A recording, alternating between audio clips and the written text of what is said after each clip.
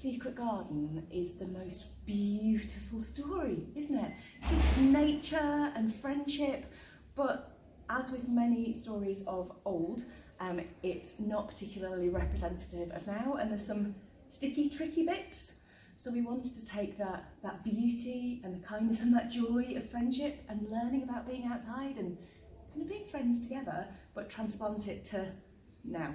Yes, I think so. I think we felt very we wanted to do justice to the bits of the story that are part of everyone's childhood. Yeah. So we've still got that natural element, we've still got Mr. Robin, we've got a key, we've got discovery, and we really wanted all of that magic, but like you say, sort of cutting out the bits that didn't feel like they were appropriate for now. Like going back and revisiting the story, there was definitely bits of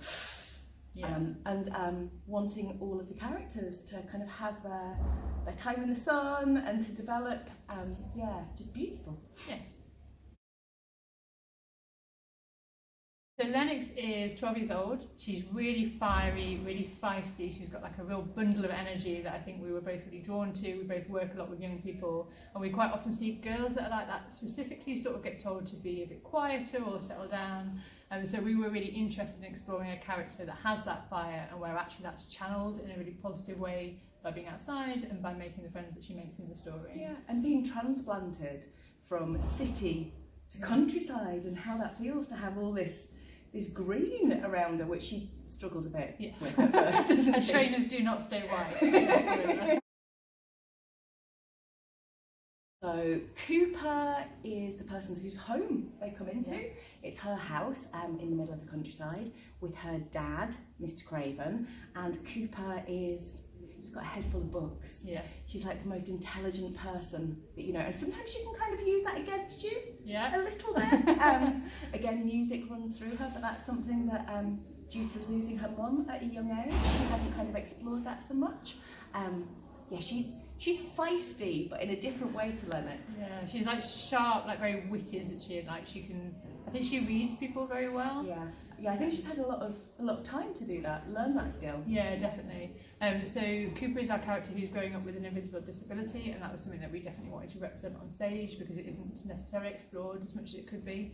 It isn't what defines her, but at the current, when we meet her, it sort of is, because her and her dad are trying to work out how to navigate that. There's a lot of love there, like he really wants to protect her and help her, but he doesn't know how, and she doesn't yet know how to articulate what she wants or needs, so that's kind of her journey in the story, isn't it? Yeah, it's through having all of them gaining something from the friendship allows them to maybe be brave enough to state what they really want and need, and as soon as they do that, kind of the world gets a bigger, brighter place because of it. Dylan is the most gorgeous, kind and gentle person that you will ever meet. Nature, just ever since she was tiny, since she's been on her mum's hip, she's been in the garden. She has a nature garden. She knows everything about plants and growing. Music runs through her soul, but it's just been her and her mum for a long time. So I think the character arc, the journey for Dylan is about learning how to be a young person, maybe without her mum so much, how that means to be part of a friendship group, and her kind of coming into her own a bit. Yeah, and I think that's also true of her mum, isn't it? Like again, they love each other very much, but part of her mum's journey is sort of learning how to let go of like a young person that you really love and sort of letting them make their own mistakes, and how you can kind of support that in a really nice way. And it turns out Dylan's really funny. Yes, she is very funny. I don't know if she always means to be. No, I'm not entirely sure she does poor Dylan. But yeah, she's gorgeous. If I had to keep someone at home to just like pop out to cheer me up, I think it would be Dylan. Whenever we get chance, like we've done since forever, 'cause it holds us together. Harmonize, sing in time, count the